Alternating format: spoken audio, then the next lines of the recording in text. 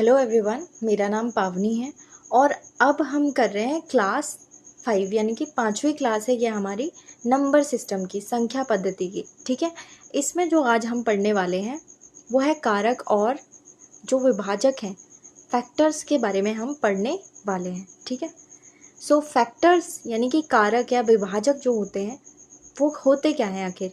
जैसे 6 दिया हुआ है, ठीक है, 6 के कौन कौन से विभाजक हो सकते हैं। 6 जो है वो किससे डिवाइड हो सकता है, 1 से हो सकता है, 2 से हो सकता है, 3 से हो सकता है और खुद 6 से भी हो सकता है। 1 और 6 के अलावा 2 और 3 से भी ये विभाजित हो सकता है, इसीलिए इसको इन चारों को हमने क्या कहा, 6 के विभाजक कहा है। ठीक है, सो हमेशा याद रखना है जो विभाजक होंगे ना वो या तो नंबर के बराबर होंगे या फिर उससे छोटे होंगे। ठीक है, देखिए जैसे 6 है, 6 पर आकर विभाजक फैक्टर्स जो हैं वो रुक जाते हैं। 3, 2 और 1 ये 6 से छोटे हैं या फिर एक 6 खुद है। जबकि जो गुणज होते हैं, अब आपको याद रखना है, गुणज जो है वो एक तो 6 खुद होगा, उसके बाद में सारे उसके बड़े होंगे और गुणज आपके कहाँ जा सकते हैं, अनंत तक आपके गुणज मल्टीपल्स जा सकते हैं। ठीक है, सो ये आपको ध्यान में रखना है। सो मल्टीपल्स क्या होते हैं, 6 या उससे बड़े हो जाएंगे 6 के, और फैक्टर्स जो होंगे जिस नंबर का हम फैक्टर निकाल रहे हैं वहीं तक ही जा पाएंगे। और जबकि गुणज मल्टीपल्स क्या होते हैं, वो इनफाइनाइट होते हैं। ठीक है, अब जो देख रहे हैं हम वो प्रधान गुणनखंड देख रहे हैं, यानी कि प्राइम फैक्टराइजेशन देख रहे हैं। ठीक है, प्राइम फैक्टराइजेशन में क्या होता है, जब भी हमको क्या करना पड़ता है, जैसे ये है ना प्राइम नंबर, मैंने आपको बताया था प्राइम नंबर यानी कि अभाज्य संख्याएं मैंने आपको बताई थी ना। अभाज्य संख्याएं क्या होती हैं, जो कि 1 के अलावा और खुद के अलावा, यानी कि 1 और खुद के अलावा, इटसेल्फ के अलावा किसी से भी डिवाइड नहीं होती हैं। ऐसी संख्याओं को हम अभाज्य संख्याएं कहते हैं और उन्हीं पर आधारित है ये कौन सा, प्राइम फैक्टराइजेशन यानी कि प्रधान गुणनखंड। अभी देखते हैं जैसे 18 है, 18 जब हम जैसे एलसीएम निकालते समय हम देखते हैं ना, तो 2 बार दिया, फिर 18 कितनी बार डिवाइड हुआ, 9 बार हो गया, क्योंकि 2 नम्मे 18 होता है, 2 नम्मे 18। फिर से हमने 9 को देखा कि किससे डिवाइड हो सकता है, 2 से तो नहीं होता, 3 से होता है। सो 3 से डिवाइड किया 9 को, सो 3 तिया 9 होता है। ठीक है, फिर 3 तो 3 से ही हो जाएगा। ठीक है, सो यहाँ पर फोकस करना है आपको। ये असल में क्या है, ये है प्रधान जो गुणनखंड इसके आगे हैं वो है। ठीक है, तो ये 2 आपको ऐसा दिखेगा जो कि 1 और खुद के अलावा किसी से विभाजित नहीं होता, वैसे ही 3 भी है। सो ये सब प्राइम नंबर आ चुके हैं। यही प्राइम नंबर जो है इन्हीं को ही हम क्या कहते हैं, इस 18 का क्या कहेंगे, प्राइम फैक्टराइजेशन हम कहेंगे, यानी कि प्रधान गुणनखंड हमने इस 18 का कर दिया है। किसमें, ये 2, 3, 3 में। जब तक ऐसे नंबर यहाँ पर नहीं आ जाते जो कि खुद के अलावा और 1 के अलावा किसी से डिवाइड नहीं होने चाहिए, जैसे 2 को भी आप चेक कर लो, 3 को भी, तो ये क्या है, अभाज्य संख्याएं हैं। यही हमें यहाँ पर लेके आनी है, तभी हम इसको क्या कहेंगे, प्राइम फैक्टराइजेशन कहेंगे। सो 18 को, ये मैं आपको एक और बता देती हूँ, यहाँ पर हम इसी चीज़ को कैसे लिख सकते हैं, 18 को तोड़ के, जैसे 2, 3, 3 है ना, तो हम इसको 2 की पावर यहाँ पर कितनी होगी, 1 हो गई। ठीक है, 2 की घात कितनी है, 1 है, और यहाँ पर 3 की घात कितनी है, 2 है, क्योंकि 2 बार 3 आ गया ना, तो 3 का स्क्वायर बन जाएगा। तो ऐसे भी हम इसे लिख सकते हैं। ये आपको अभी के लिए याद रखना है, मैं बताऊंगी कि मैं ऐसा क्यों आपको कह रही हूँ कि ऐसे भी हम इसे कर सकते हैं। ठीक है, अब हम देख रहे हैं कंसेप्ट, जैसे prime factorisation of any perfect square number, किसी भी पूर्ण वर्ग संख्या का। ये जो है हिंदी में ऐसा टाइप हुआ है, लेकिन मैं जो बोल रही हूँ आप उस पर ध्यान दीजिए।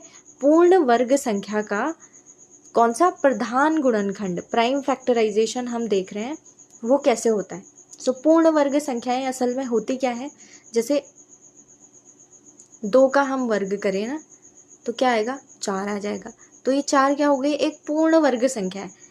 3 का वर्ग करें तो क्या आ जाएगा, 9 आ जाएगा। सो 9 एक क्या है, पूर्ण वर्ग संख्या है, यानी कि परफेक्ट स्क्वायर नंबर है। ठीक है, सो इन संख्याओं की हम बात करें, उनके प्रधान गुणनखंड की हम बात कर रहे हैं। So what is the perfect square number, यही आपको देखना है। परफेक्ट मतलब पूर्ण वर्ग संख्या आखिर होती क्या है, सबसे पहले आपको ये जानना है, उसके बाद हम इनका प्रधान गुणनखंड सीखेंगे। So on prime factorisation of perfect square number, power of the prime number always come even number. ठीक है, यहाँ पर जो लिखा है ना, ध्यान से सुनिए इसे, कि आखिर एक prime square perfect square number होता क्या है, यानी कि पूर्ण वर्ग संख्या क्या है। मैंने आपको बताया जैसे 4 होती है, 9 होती है, उनकी बात करें, 4, 9, और अगर हम 4 का स्क्वायर देखें तो क्या हो जाएगा, 16 हो गया, वैसा। ठीक है, सो वो सब पूर्ण वर्ग संख्याएं हैं, उनका जो प्रधान गुणनखंड आता है ना, उसके बारे में हम अभी यहाँ पर बात कर रहे हैं। और the power of prime number always comes even number, ये भी आपको याद रखना है। क्यों, मैंने आपको यहाँ पर बताया था ना, जो प्राइम नंबर्स हैं कौन से, 2 हैं इसमें और 3 हैं। प्राइम मतलब अभाज्य संख्याएं, जो हमने यहाँ पर निकाली थी ना प्रधान गुणनखंड में। तो ये कौन कौन सी है, 2 की पावर हमने 1 कर दिया था, इसको ऐसे बना दिया था, और 3 की पावर 2 को हमने ऐसा लिख दिया है। सो ये क्या है, 18 के प्रधान गुणनखंड हो गए। ठीक है, प्राइम फैक्टराइजेशन हो गया। जब भी कोई पूर्ण वर्ग संख्या है ना, परफेक्ट स्क्वायर नंबर जो भी होगा, उसकी जो ये पावर्स होंगी ना, वो हमेशा इवन नंबर यानी कि एक सम संख्या ही आएगी। ठीक है, कैसे, देखिए 18 जो है यहाँ पर पूर्ण वर्ग संख्या है नहीं। ठीक है, अगर मैं इसकी जगह कोई एक पूर्ण वर्ग संख्या रख दूं, जैसे कि 16 ले लेती हूँ। ठीक है, 16 को अगर मैं ऐसे ही काटूं, जिसका मैं क्या कर रही हूँ, ठीक है,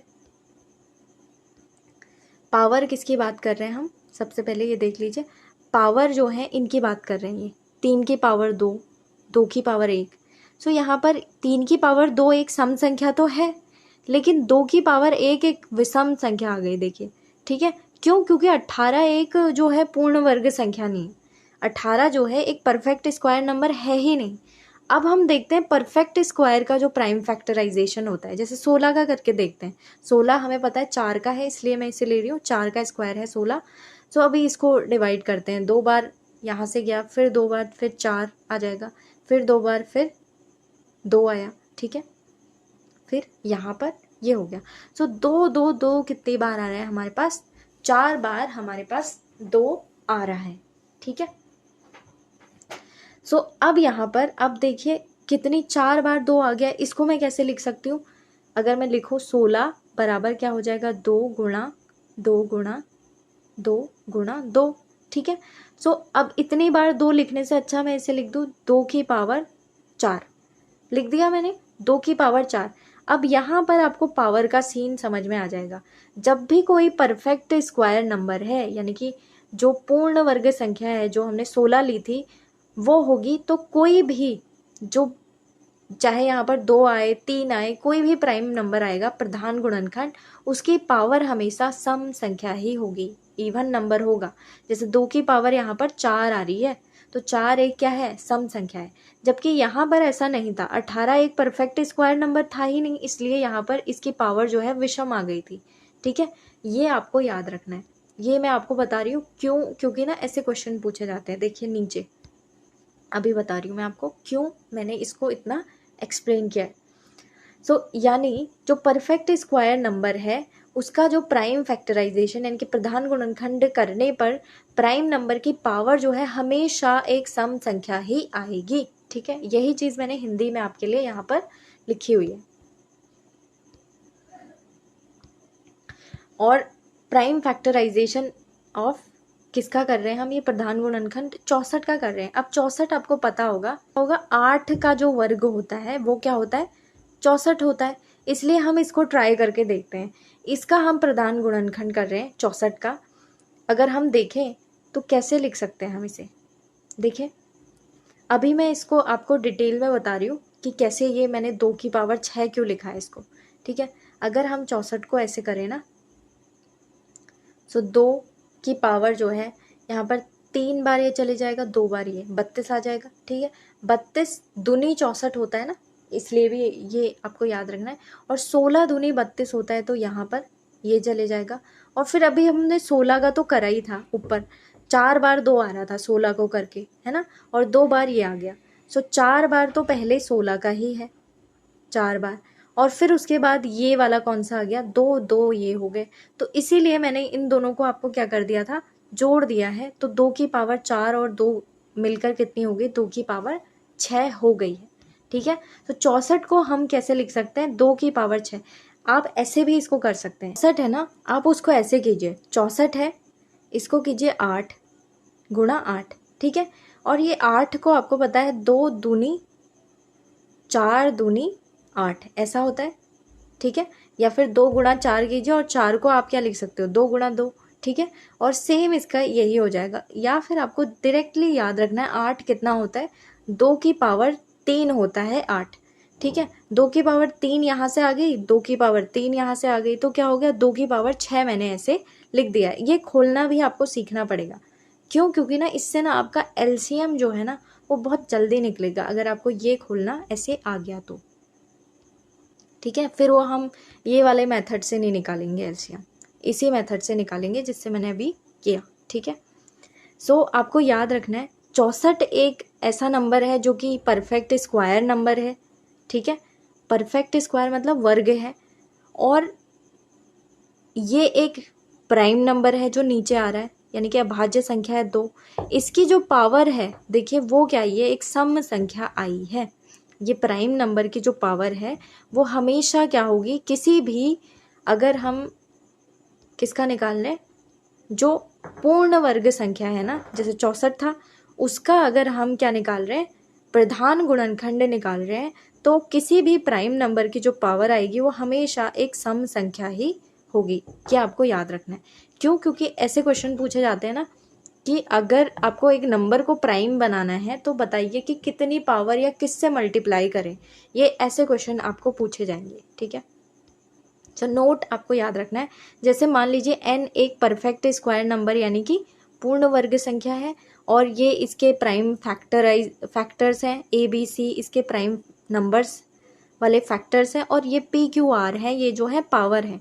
और जो ये PQR अगर ये पावर है, तो अगर कोई परफेक्ट स्क्वायर नंबर की निकाल रहे हैं तो ये हमेशा एक सम संख्या ही आएगी, इवन नंबर आएगा, यानी कि मल्टीपल ऑफ 2 ही आएगा। जैसे हमने यहाँ पर देखा था 6 एक क्या है, एक इवन नंबर आया हमारा पावर में, ठीक है। और फिर एक क्वेश्चन आएगा कि 18 को किस मिनिमम नंबर से मल्टीप्लाई करें ताकि एक परफेक्ट स्क्वायर नंबर बन जाए। अब ऐसे क्वेश्चन पूछे जाते हैं, देखिए 18 को ऐसे किस छोटे से छोटे नंबर से हम मल्टीप्लाई करें, यानी कि गुणा करें, ताकि जो हमारा वो है एक नंबर वो कैसा बन जाए, पूर्ण वर्ग संख्या बन जाए, ठीक है। सो 18 को गुणा करना है और एक पूर्ण वर्ग संख्या बनानी है। अभी आपको हमने ऊपर देखा था 18 बराबर कैसे हमने इसको खोला था, 2 की पावर 1 और 3 की पावर 2। अभी जो कंसेप्ट हमने पढ़ा ये वाला, कि जब भी कौन सा, जब भी कोई परफेक्ट स्क्वायर नंबर होगा उसका प्रधान गुणनखंड अगर हम करते हैं तो प्राइम नंबर की जो पावर आएगी वो हमेशा एक सम संख्या होगी। यही कंसेप्ट हमें इसमें लगाना है, ठीक है। सम संख्या क्यों, देखिए इसकी 3 की पावर, ये प्राइम नंबर कौन से हैं, 2 है और 3 है, ठीक है। 3 की पावर तो एक सम संख्या है, लेकिन 2 की पावर एक विषम है, ठीक है। सो अब हमें ये 2 की पावर को सम बनाना है, क्यों, क्योंकि हमें ऐसे मिनिमम नंबर से मल्टीप्लाई करना है ताकि एक परफेक्ट स्क्वायर नंबर आ जाए, ठीक है। सो ये 2 की पावर को मैं सम कैसे बना सकती हूँ, अगर मैं 2 से मल्टीप्लाई कर दूँ, यानी कि 2 की पावर 1 तो ऑलरेडी है, 2 की पावर 1 और मल्टीप्लाई कर दूँ तो ये क्या बन जाएगा, 2 की पावर पूरा ये क्या बन जाएगा, 2 की पावर 2 गुणा 3 की पावर 2, यानी कि 4 गुणा 9, यानी कि 4 9 36 एक ऐसा नंबर मिल जाएगा हमें जो कि क्या है, एक परफेक्ट स्क्वायर नंबर है, ठीक है। परफेक्ट यानी कि एक पूर्ण वर्ग संख्या हमें मिल गई, जबकि 18 एक पूर्ण वर्ग संख्या थी ही नहीं। और जब हमने इसको मिनिमम 2 से मल्टीप्लाई किया इनको, तो क्या मिल गया हमें, एक पूर्ण वर्ग संख्या जो कि एक 36 मिल गया। 36 किसका होता है, 6 का स्क्वायर होता है, ठीक है। 6 गुणा 6 करेंगे तो 36 आ जाएगा, ठीक है। सो ऐसे क्वेश्चन आपको पूछे जाएंगे, वही लिखिए जो ऊपर हमने सॉल्व कर लिया। पूर्ण वर्ग संख्या बनाना है अगर 18 को, तो ये करेंगे और यहाँ पर हमारा 36 आंसर आ जा रहा था, जो कि एक पूर्ण वर्ग संख्या है। 10 जो है 18 को मिनिमम 2 से मल्टीप्लाई करना पड़ेगा कि एक पूर्ण वर्ग संख्या हमारी बन जाए। तो 2 हमारा वहाँ पर आंसर होगा। जो पूछा गया था ना कि कौन सी छोटी से छोटी संख्या से मल्टीप्लाई करें, वही है।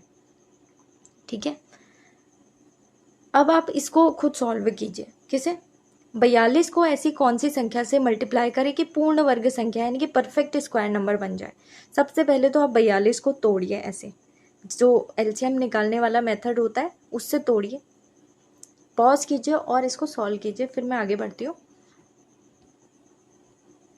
ये देखिए, ठीक है, कौन सा 42 को अगर हम तोड़ रहे हैं तो ऐसे टूटेगा। 2 जब भी इवन नंबर हो ना, पहले 2 से ट्राई कीजिए तोड़ने की उसे, तो 21 बार टूटेगा, फिर 7 से, फिर 3 से, इस तरीके से। अब मैंने यही नंबर क्यों लिए? 2, 7, 3, ये सब आपको दिख रहे होंगे कौन से प्राइम नंबर दिख रहे हैं, अभाज्य संख्या है 2, 7, 3। ठीक है, इस तरीके से। अब इनकी पावर क्या आ रही है? देखिए, एक विषम आ रही है, 1 आ रहा है, 1 आ रहा है, 1, ये सब पावर विषम है। तो अब इन पावर्स को हमें पूर्ण वर्ग संख्या के हिसाब से लगाना है, ताकि 42 जो है इसको कौन से नंबर से मल्टीप्लाई करें कि पूर्ण वर्ग संख्या बन जाए। तो देखिए, एक एक पावर है तो क्या कर देंगे आप, एक एक और पावर से मल्टीप्लाई कर देंगे। जैसे 2 की पावर 1 ऑलरेडी है, 2 की पावर 1 से और मल्टीप्लाई कर देंगे।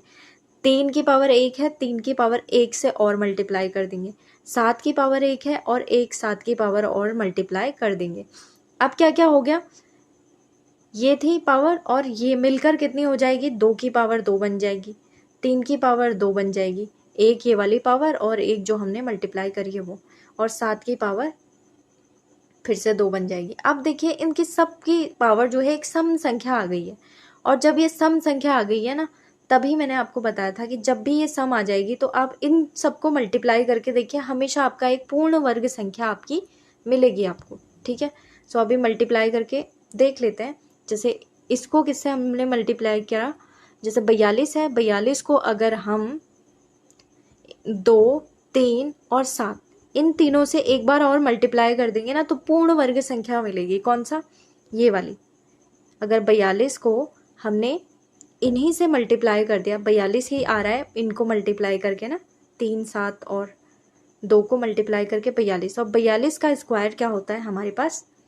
1764, जो कि एक पूर्ण वर्ग संख्या हमें मिल चुकी है। ठीक है, सो मिनिमम इसका आंसर क्या हो जाएगा? यहाँ पर किससे मल्टीप्लाई करना था? मिनिमम 42 से मल्टीप्लाई करना था। मल्टीप्लाई मतलब ये मिनिमम 2, 3 और 7 से मल्टीप्लाई करना था, जिनकी पावर 1 1 1, और इसी को मल्टीप्लाई करके ही 42 आ रहा है। तो जब हमने इनको मल्टीप्लाई किया तो कितना आ गया?